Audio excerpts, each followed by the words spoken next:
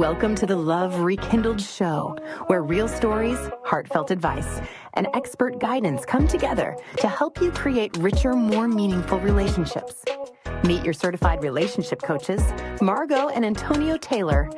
Through transformative coaching, informative workshops, and special events, the Love Rekindled community empowers families and couples to grow closer, communicate openly, and embrace the power of love. This is the Love Rekindled Show. Let's begin. Becoming one, self-discovery, second chances, and a blended love story.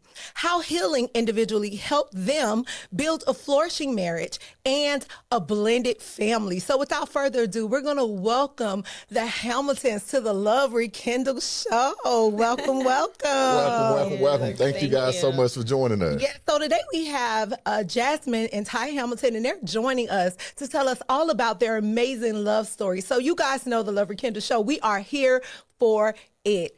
So Jasmine and Ty, let us know how long you guys have been married, how many kids you got. Let's just go ahead and get into it. Give us the scoop. All right. How many kids do we have? Man, so I popped out 5.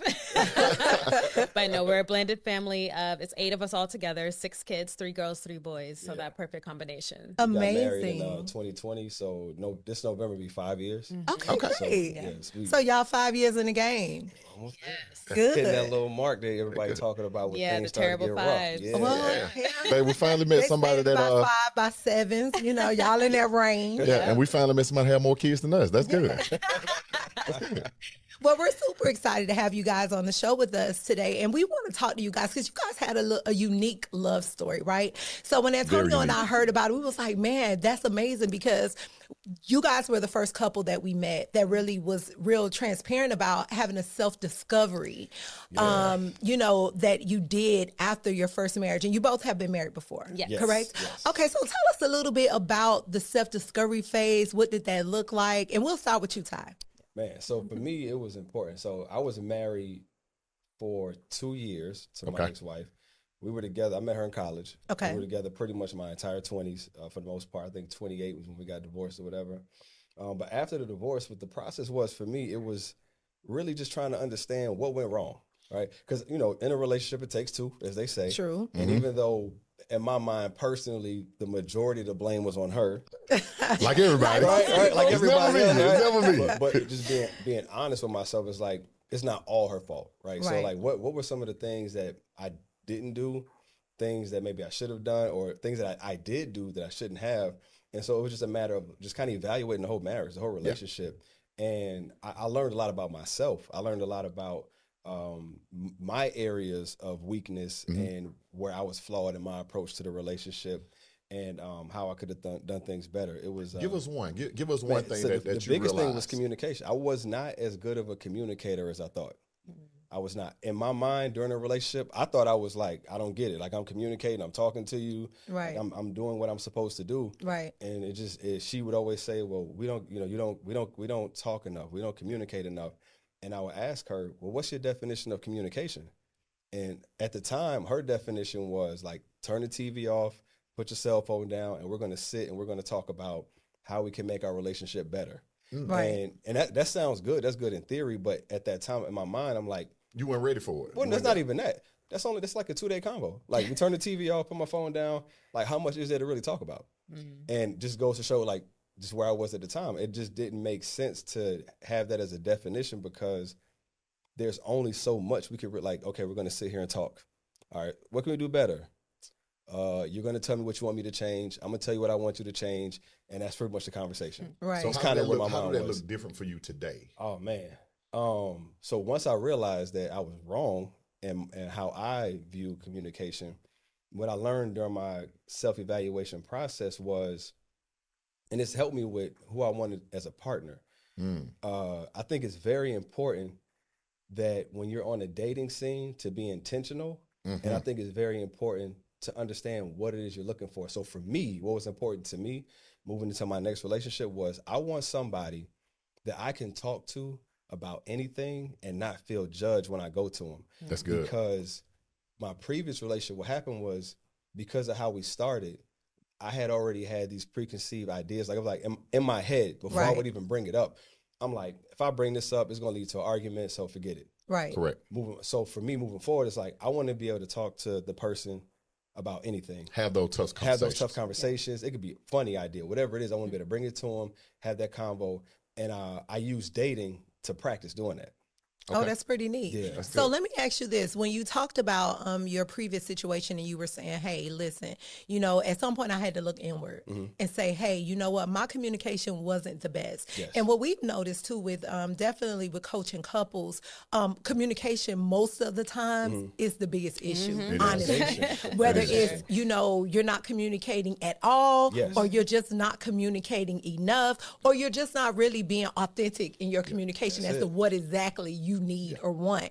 And so that's amazing that you were able to look inward, because we realize, and I'm sure you realize as well, it's very hard to self-correct, right? To look inward and say, you know what, my communication wasn't the best. Because most people you talk to about their previous relationship, they're going to tell you all the things the other person did. But very rarely would they be able to look inward and say, well, you know what, these were the things that I could have shown up different and I could have done better. So when you did the self-discovery and you were figuring things out, you realized during that, hey, listen, I want to be with someone that I can communicate with, and realizing that I don't want to be judged. Yeah. And if I feel judged, I will shut down. So that caused a lot of the communication breakdown. It did. That's great. Putting that into like content like that is great, because that happens with a lot of people. I think also that people don't realize is that you have to also have the vocabulary to explain. That's true. Like how you feel. So, because my if I had to sum it all up, the biggest takeaway for me and what I learned the most was what's more important when it comes to communication is to approach every conversation to understand. Yes. Approach every conversation to understand your partner. What we were doing, we wanted to be right. And heard. That right and wrong will get you every time. I want to be right. Right or wrong. I want to be right. And when I bring something to you, I want you to agree with me that what I'm saying is right. Yes. Yeah, and that's a uphill battle, because men and women, we wake up different.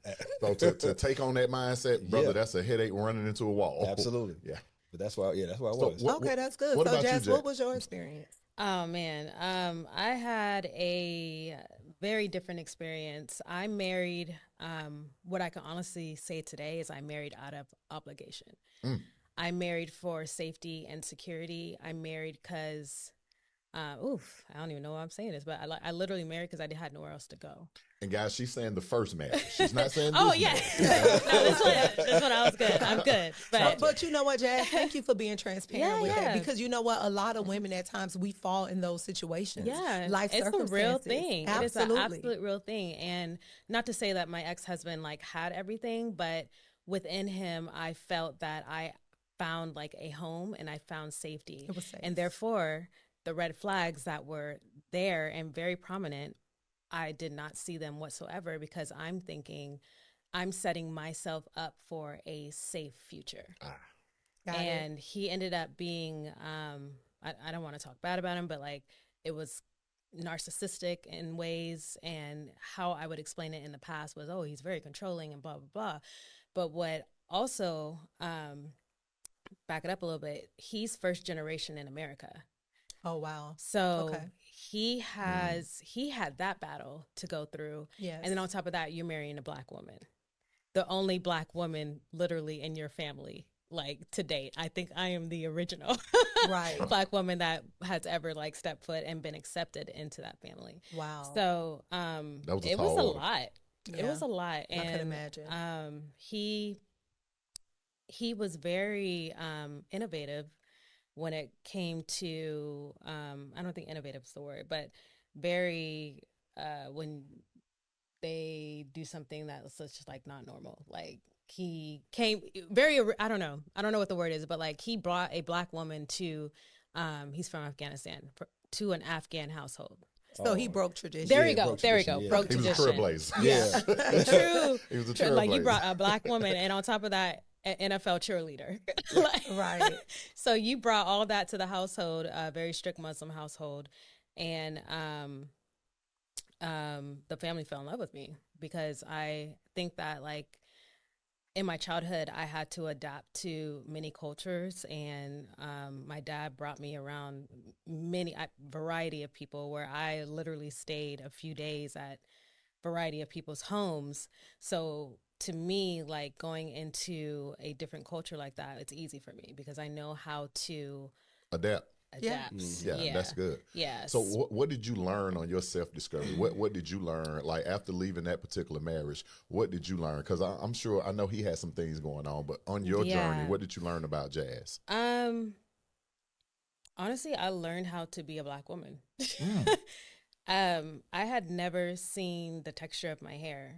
I had been getting perms since the age of 3. Wow. So like I didn't even know who I was. Wow. Like truly. Wow. So I've just been fitting into wherever I fit in for survival. Right. So I remember I went to my hairdresser and I was like, "Yep, no more perms, no more weaves." And she's like, "Girl, get off YouTube."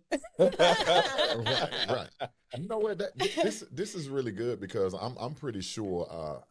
How did that affect you guys? You guys getting together? Like both of you guys went on a self-discovery journey. Yeah. And of course, you're finding your innermost Black woman. Yeah. And I'm sure you learned how to communicate. Yeah. So how did it all work out when you guys got together? How did that mesh together? Is what I'm asking. I think self-love. Like that's kind of where it started. Like I know that like he discovered more about himself, more about his beliefs and his passions, and same.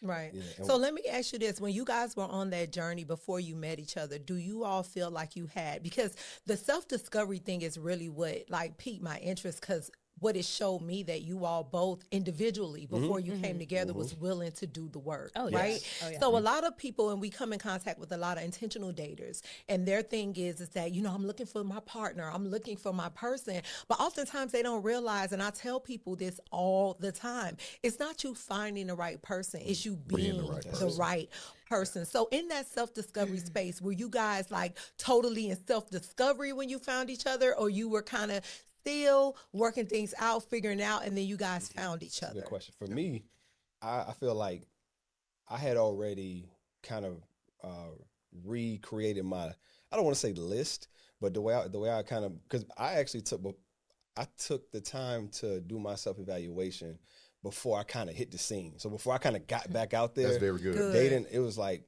I was just like, okay, went through all of that, and the way I approached it was, I would ask myself, for whoever I decide to take serious next, because in my mind, I didn't even think I was going to find anybody that I felt like would be, I don't want to say worthy, but would be on my level, because after my evaluation, I decided that when I do get back out there, I'm dating for mindset. Right. So it was no longer like, oh, she look good. So you had a roadmap. Yeah. It was like, You start dating for purpose. Yeah, I want Right. somebody that has a certain type of mindset so I can have these conversations, or that can understand where I'm at. And so it's like the next person I take serious, I'm looking for these and I focused on intangible qualities. So less on things I can touch, more about character, more about personality, That's right? big. Those are more important, because obviously we want somebody you're attracted to. So that's like automatic. Right. But I'm not going to solely base my decision on how she looked. Yeah. So you kind of went against, I don't mean to cut you off, No, you you're went right. against the grain of what men usually go for. Sometimes a lot of men make usually mistakes. see things and that just be the bottom of it. So that's pretty good that you did the work and you did it inward out. Because what was more important was, like, I really I want to have conversation. If I'm dealing with something, I want to be able to talk to her about it. If I have an idea, I want to be able to share it with her. And we can, and not only just share it, but then she can give it back to me too, and we can like have dialogue. So I kind of had those things in place when I That's good. So got you back out basically had a list of things that you were looking for and being intentional in your dating. Yeah. And that's why we're bringing this to the forefront, because that is so important. So many of, you know, people who are out there dating, they're dating with no criteria. tripping If with you no sit map. and ask them, what are you looking for in a mate? They can't give you 3 good solid things. Right. They're out here just trying to figure it out. Yeah. So Jazz, when you were in that space of self-discovery, and, you know, when you met Ty, were you still self-discovering, or did you figure most of it out, or it was still some things that you were trying to work through? I was hard-headed. I'm gonna be honest. I was hard-headed for a long time, and when I made the transition and moved to here, I sat down and I was like, "Girl, what do you want? Like, truly, like, how do you want to be treated?" That's a fair question. And for me, going through what I went through after divorce and like dating and things like that, that actually really helped me hone into what felt right, what actually flowed with who I am, and like what type of man do I really need. And I really needed a man who was empathetic. I needed a man that could listen, that could comprehend their emotions. But also I needed a man who was a leader. Like I'm not the type to be with I was gonna say simp. That's probably not. No, you can call it. Probably not appropriate. Sorry, but like I had to be with a man that was, gonna stand on some business. Like Absolutely. I have big aspirations and big goals, and I can't just be with somebody that's okay with just like being comfortable. Like I'm never like even like when we first met. I told him every single thing that I needed in a man, and I told him all my flaws, and I laid everything out on the table. And usually I would tell people to like not do this on a first date, but I felt that I needed to do this in order to like move forward to have a real relationship. But that was just because of the vibe. What you decided to do, you decided to lay a great foundation. Yeah, I was tired. And most people are not transparent, and that's why their foundation is so shaky. Yeah. So you guys brought up some really good points. And Jazz, with you just really just diving in and having those qualities that you wanted. And again, I think that is so great. So both of you guys are out here, you do your self-discovery, y'all have y'all list, y'all need lists. Yes. And so y'all boom and y'all meet each other. So here are these two healed people at the time, better than you were before. You guys meet each other, and you're coming to each other, being straight up with, listen, this is what I'm looking for. This is what I want. Is this something that you're interested in? Yeah. Meshing your lives together after the self-discovery, how was that? Ooh. Well, so because someone told me that you guys met during COVID. we met pre-COVID, going into COVID, and we met when I was actually in a relationship. Okay. Let's talk as about friends, as friends though, friends, and like and that's why like having somebody that's really going to help you with your growth is so important, and that was a key on my list. When I met him, it was like the last piece of the puzzle that I needed to grow, and even realize that the relationship that I was in at that time was ridiculous. Like, why am I wasting my time on the treadmill? Right. Still. Right. Yeah. So basically, you meeting Ty really opened you up to understanding that you wanted more, you wanted different for yourself. I always knew I wanted more. I always knew I wanted different. I just didn't know what it looked like, if that makes sense. Got it. And then when I saw it, I was like, he showed up on the canvas. Okay. Right.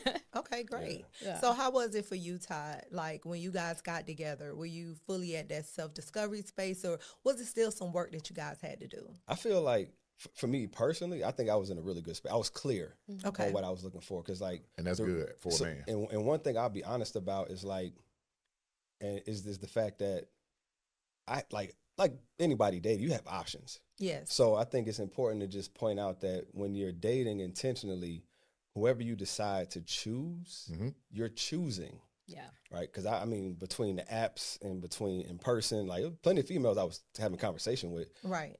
The reason why Jazz stood out was because she was hitting up those intangible things I was looking for. She used so when I would ask, and I had like a set list. I was essentially interviewing because when I was dating, I was asking. But this is the thing, though, Todd. That's what you should do, and I think people really don't understand that concept. It's important. Dating is interviewing. You should be when you're out here dating and you're meeting people, and you have your need list of things that you need. You're that's what a date is, and I think so many people have gotten away from that. People are going on dates. Oh, I want to go to my favorite restaurant. I want to eat, and they're not there for the conversation. They're not there for the connection. And it's like, so what are we doing? Right. And see, I feel like to me, that's fine. Be clear about it. That's all. So my whole, when I decided I'm gonna hit the scene, I also made a decision that I'm gonna be an honest bachelor. Yeah. Good. We were both very honest. Because it's I'm not gonna be the guy that's gonna tell her what she want to hear to get what I want, and then tell her. And then, no. Every woman I spoke to up front, first convo, even Jazz. If you're looking for a husband, it's not me. If you're looking for a boyfriend, it's not me. If you're looking for something serious, it's not me. Well, she didn't, but most would be like, oh, so you just want sex. Honestly, no. I want to get to know you. I'll be honest. if it goes that way, It is goes, what it is. But I want to be clear that if it goes that way, that does not mean I want to be. And this was upfront. So you were very clear. Because, so that's great I wanted too. to make sure whoever I dealt with, serious or not, that they were making the decision. I'm not going to try to play you and finesse you. No, this is me. Right. Now you decide if you want to hang out or not. So fellas, make sure you hear what Ty just said, because that's so important. Being very clear and transparent, because a lot of times when you're out here dating and you're telling this one and this one and this one and everybody the same thing, then you're boxing yourself in for expectations, and people now are wanting things from you that you're not willing to give, and now it's a hot mess. So please understand, listen to what Ty was saying, because that's so important. When you're out here dating, be honest and have integrity while you're dating. If you're not trying to be in a relationship, and even though apparently he told Jazz he wasn't trying. No, he did. But it evolved into something eventually, but he was straight up. And I'm sure they had another conversation. Yeah. I mean, no, we were like both so bluntly on it. And I had no, like, I don't want to say motivation, but like he was just like a really good friend. And we both loved networking. And like he was just like, he ended up being somebody that like I can confide in. And that's how I found out the relationship I was in was like, and he wasn't even trying to get with me. He was just trying to like advise me. Get to know her. I was trying to get to know her. Yeah. This brings me to this question. Both of you guys have been married before, right? How was it the first time when you guys married compared to now, like dating and leading up to it? Because so much have changed from that time to now. And I just would love to hear what's the difference for you as a man then, and what's the difference for you as a woman then to now. And we can start with you, Jazz. I would love to hear what's the difference. I was never, actually, to be honest, I never really wanted to get married, nor did I want to have kids when I was younger. So when I dated for fun. I dated for adventure. I dated just to be around people, a group of friends, like honestly. So you were having fun. But I was young too, and like also I got married at 25, and I do not recommend anybody get married in their 20s. Period. Period. Yeah. But I wasn't thinking about marriage. So how was it after you did the self-discovery? Now you're out here on the scene. So how was it? It was strictly marriage, and that I would like he was brutally honest. I was brutally honest. I was like, don't waste my time. I'm here to get married. So let me ask you this. How did that work with you guys? If Ty, told you that, look, if you're looking for a husband, I ain't him. You're looking for, I ain't him.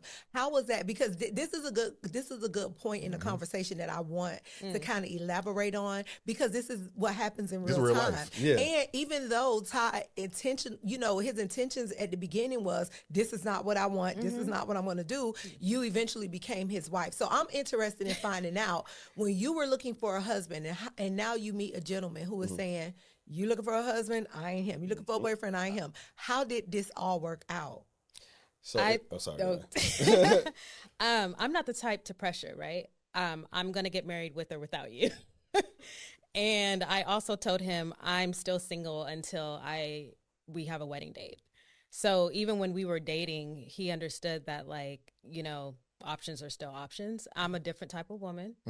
I don't believe in locking down until I'm locked down. That's fair. Because of my past. Right. So when I went into it, brutal honesty. Yeah, I mean, and for me, what it was, but because, and just to kind of give a little bit of context, so we met online initially. That's how we met. Okay. And so before we actually met in person. Not on an app. Well, it's technically it was Facebook, but it wasn't a dating thing. It was a networking. Y'all met on a real app. We talked on the phone for about a month before we met in person. Yeah.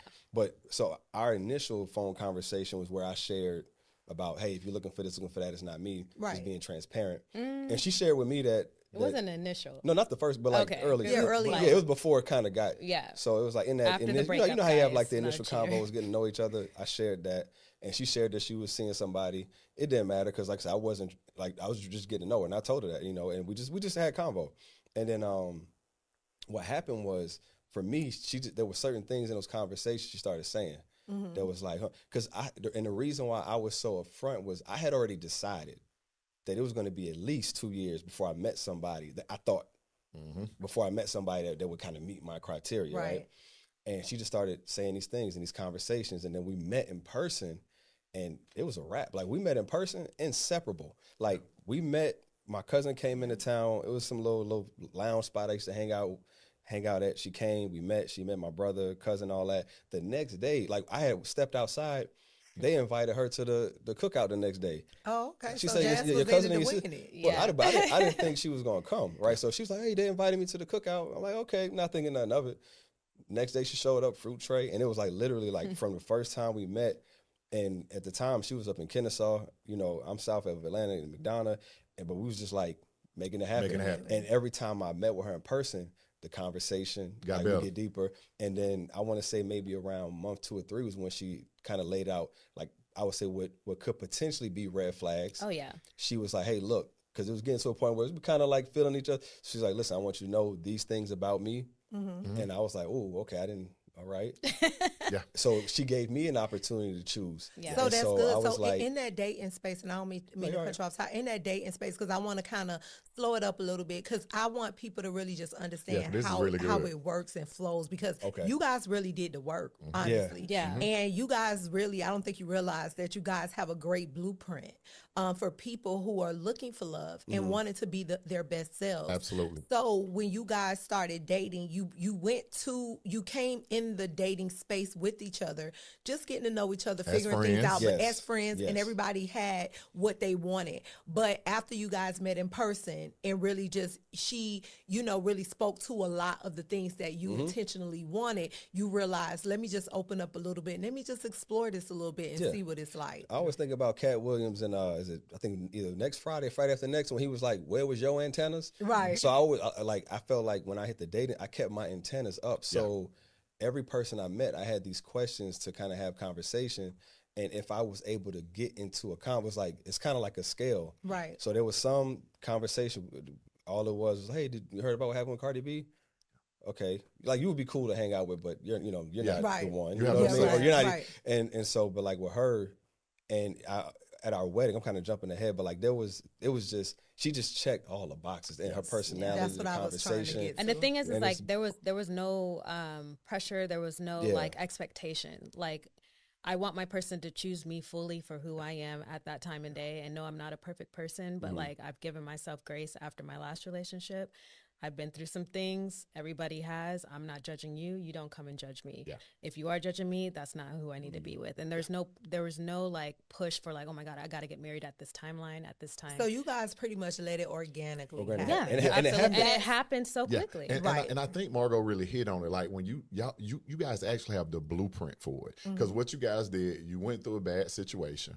You got healing that you need, and you were honest with the next person. Yeah. And and y'all had tough conversation. Yeah. And like, everybody that's on our platform know, they hear me and Margot talk about tough conversation and friendships all the time. It's so important. like, so that you guys definitely did it the right way. Yeah, I think it's very important to have those tough conversations when you hardly even know each other. Yes. It's easy to talk to a stranger about everything, but it's hard to like, once you form that connection to like jump in deep, because you're like, oh, I'm afraid that they're gonna leave or whatever. And by the way, if they leave, okay, there's like 8 billion people in the world. Go find somebody else. Well, actually, I'm glad you brought that up, because that's another thing that position people and have them in situations way too long. You have to understand, when the time is up, the time is up. When you're out here dating and you have your list of things that you need, if the person is not open to the things that you want and you need, you know, it's okay. And if it doesn't work out, keep it moving. You don't have to stay with someone or stay in a situation where you don't have no real honest, like, guidance as to where you guys are going. Because what I realize is, with talking with a lot of single people, they position themselves and get themselves in situations where there's no real definition of what's happening. And it's almost like they're both scared to ask the other person or say, hey, listen, what are we doing? So you sit to get along, you guys are going to dinner, doing all these things, but you have no real definition as to what you're doing. There's no purpose in the dating. That's because like, they set up these expectations and stories of the other person, and then they don't inform the other person about those expectations or the stories that they're telling themselves in their head. Right, so but we talk about that all the time. Those unspoken expectations will get you jammed up every single time. I got a question for you guys. Although you guys are married now, what advice would you guys give other intentional daters? Because we have recently opened up our community to single intentional daters. Yeah. And what advice would you guys give? What would you give a man right now that's intentionally dating, not the one just out there, the one that's really looking to be somebody's husband? What advice would you give them? I would say be honest with yourself. Hold yourself accountable. Don't make excuses for yourself. If you have areas that you know you need to work on those areas. Like I feel like, especially to a man, like you need to be real with you. Right. So all of this, I'm a real one. Be a real one with you, and understand like when you're dealing with a woman, like you're this like man, like the woman, like women are like precious. And I think because of our society and how we're brought up, not just me as a black man, just our environment, the culture, what you hear, depending on what you're listening to, it's easy to kind of shut that down. So I think as a man, you have to first appreciate the woman, the black woman specifically, more importantly, not saying anybody else has got to put that out there. I don't know what's going on. That's how I feel. Yeah. But it's like, I think that once you appreciate what a woman brings to the table, what she can bring to the table, it's like you can't get the most out of her if she can't get the most out of you. The relationship has to be reciprocal. So the goal is for you to continue to try to be the best version of yourself so that you can help her become the best version of herself and vice versa. You know, so it's like you can't get what you're looking for if you're not willing to be what it is you want. Absolutely. I love that, Ty. Man, you hit on so many points. Like, ding, ding, ding, ding. Listen to what Ty said. You dropped a lot of jewels with that. And hopefully our fellas will be able to listen in and hear you're out there looking for your intentional partner. Absolutely. Man, Ty got a blueprint. What about you, Jazz? What advice would you give intentional daters, females right now? To be really specific in what you need, be specific on how you want your life to be and what that man has to be in your life so your life can be that. And then also just, same thing, work on yourself because everything else, I promise you will fall into place. We just popped up. We still don't even know how we connected on Facebook, but because I knew what I wanted and I walked this earth on a mission, I got what I wanted. Like I didn't back down just because I got some no's. And when I got those no's, it was more like, okay, cool. Let's just keep moving. Like, let me just keep going. Most importantly, you worked on yourself. And that, I think that's the thing most people don't want to do. Most people want everybody else to do the work for them. They just want to show up and be great and just want people to just fall in love with their representative. So it's always good when you do the work. Yeah. And that's why we having this conversation, because we thought this conversation was so important. And especially with us opening up our community to intentional daters, like we want to give you guys the blueprint. See, Antonio and I, we didn't do no self-discovery. We got that on the road, right? But when we met Ty and Jazz, we was like, we did therapy on the back end. But when we met this beautiful couple, we were very drawn to the fact that they were intentional with doing the work, guys. And so for us, it's very important at the Love Rekindled community that we share these kind of experiences with you guys to let you know that, listen, it's more than one way to skin a cat, right? And we all do it different ways. There's no one way to have a relationship and have a healthy marriage. There's a lot of things that you can do. But if you're out there and you're looking and you're trying to be intentional, listen, guys, have a roadmap, have things that you want for yourself. And like Ty said, don't ask for things that you don't have to give. Right. That's one of the big problems. We want the person with the nice job and we want the person with the good credit, but is your credit good? What do you bring to the table? So let's not get it confused, but it's so important that you understand that self-discovery is important in any relationship. Leave the baggage at the door. Okay, guys, and do the work. Yeah. So once again, we want to thank you guys. Thank you, Jazz. Thank you, Ty, for coming and talking. You guys dropped some jewels for our community, and we're super excited about it. Okay, so I want to tell you, thank you so much for joining us for this powerful episode of the Love Rekindled Show. We hope you were inspired, encouraged, and reminded that real love takes real work, and it's always worth it. A special thank you to our sponsor, Platinum Luxury Fleet, your premium black car service, luxury luxury transportation. Whether it's a date night, corporate event, or a red carpet arrival, Platinum Luxury Fleets get you there in style and comfort. So visit PlatinumLuxuryFleet.com to book your next experience. And until next time, keep loving, keep growing, and remember, healing starts at home, and the Love Rekindle is here to walk with you every step of the way. And we'll see you guys next episode. Thank you guys for joining. All right.